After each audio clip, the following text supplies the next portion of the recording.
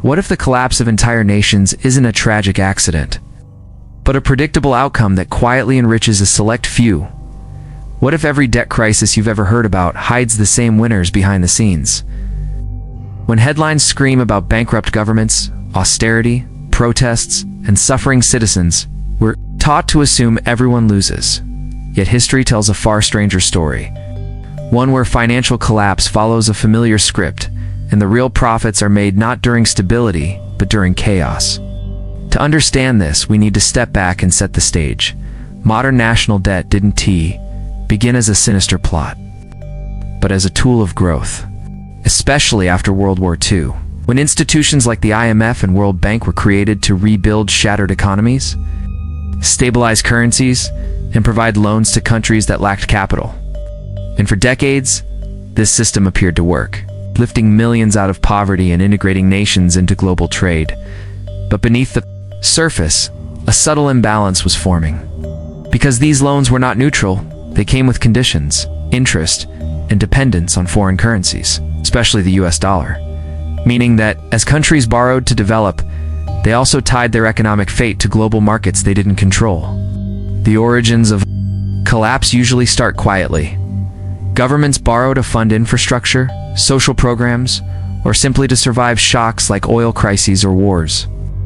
Then, external factors, rising interest rates, falling commodity prices, or currency devaluation make repayment harder, forcing them to borrow even more just to service old debt, creating a snowball effect that accelerates during the rise phase.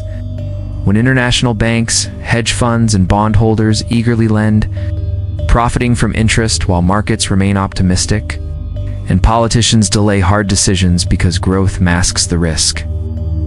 But every debt story eventually reaches a breaking point, often triggered by something that seems sudden but isn't, like Mexico's 1982 default.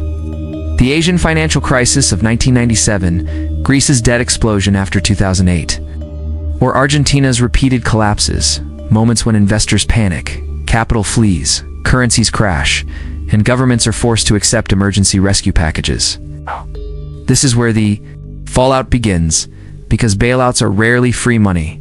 They come with austerity measures, cuts to healthcare, education, pensions, and wages, while taxes rise and public assets are privatized, often sold at fire sale prices to foreign corporations and investors who suddenly gain control over ports, utilities, land, and natural resources, meaning the population absorbs the pain while ownership quietly shifts. And this is also when certain players profit the most, including distressed debt funds that buy government bonds for pennies on the dollar, betting that restructuring or IMF-backed guarantees will eventually pay out multinational companies that acquire assets cheaply, and financial institutions that collect fees for advising on the crisis they helped enable.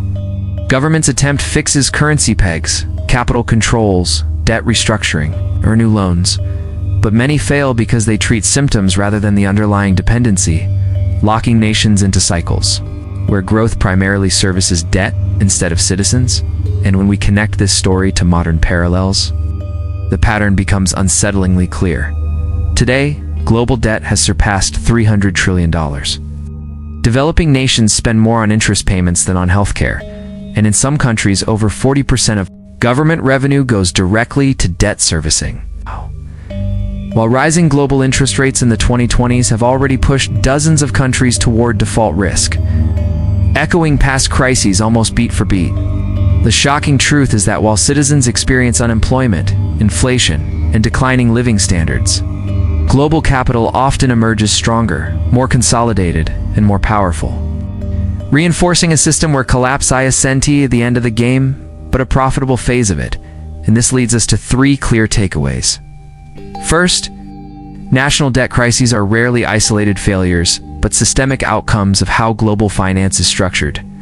Second, the biggest profits are often made after collapse, not before, by those with liquidity and patience.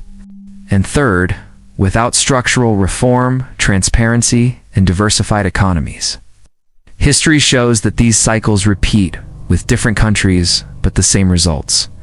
The warning is simple but unsettling. If nothing changes, future collapses are not a matter of if, but when. And the open question is whether nations can redesign financial systems that serve people before creditors, or whether the same invisible winners will continue to profit from visible suffering. And, if this story challenged how you see debt, power, and collapse, consider subscribing, sharing, and commenting your thoughts, because understanding who really profits is the first step toward breaking the cycle.